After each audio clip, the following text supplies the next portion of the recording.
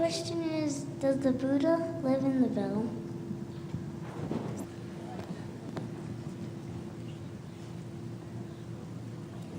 I think so.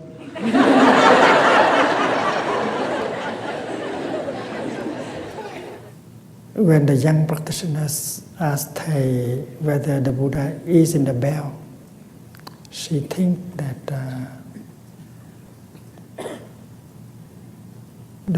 the Buddha must be somehow very close or in the bell, because every time the bell sounds, everyone listen. And the sound of the bell is like the voice of the Buddha calling us home to ourselves.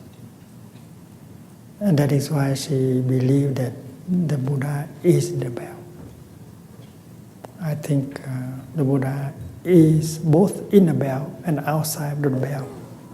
But what is sure that the Buddha is in yourself. Because when you hear the bell, which is the voice of the Buddha, that voice does not exactly coming from the bell. It is coming from your heart.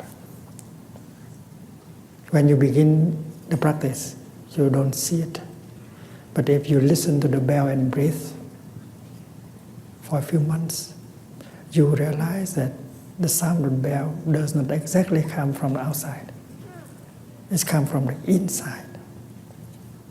Because many people who are not practitioners, when they hear the bell, they don't hear the voice of the Buddha.